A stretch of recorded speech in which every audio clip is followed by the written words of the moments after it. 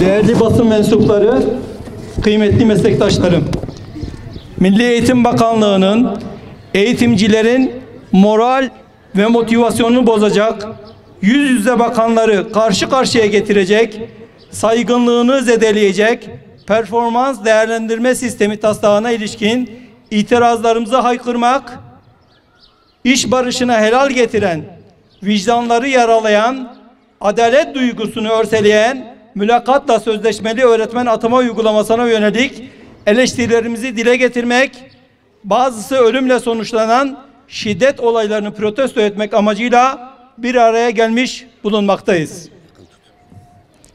Öğretmene getirilen performans sistemi taslağı bir bütün olarak incelendiğinde eğitimin niteliğine ve öğretmenin mesleki gelişimine hiçbir katkısının olmayacağı, aksine kurumsal bütünlüğü, mesleki motivasyonu, çalışma barışını ve işbirliğini zedeleyeceği, öğretmeni mesleğine odaklanmak yerine performans puanı yükseltme ve yazılı sınava hazırlanma eksenli bir çalışma hayatına yönlendireceği görülmektedir.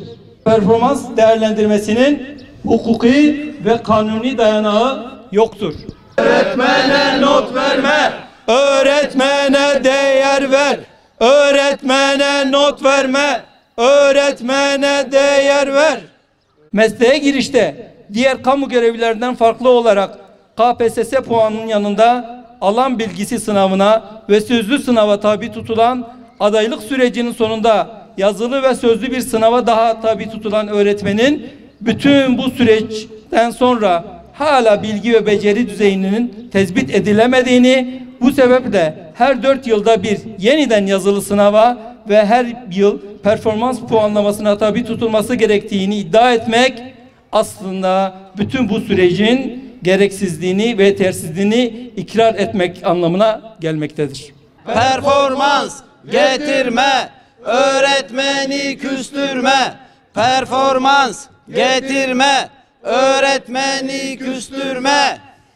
Performans değerlendirme taslağında hukuki denetime elverişli bir değerlendirme setine yer verilmemiş, mahkemelerce aranan kriterleri cevaplayacak tarzda bir değerlendirme süreci öngörülmemiştir.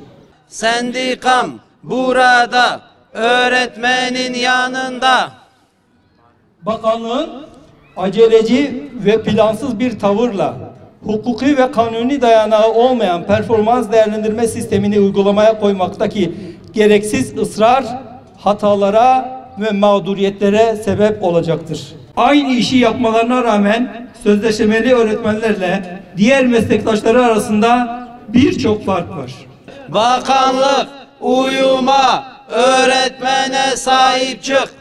Hepinize katıldığınız için teşekkür ediyorum. Evet.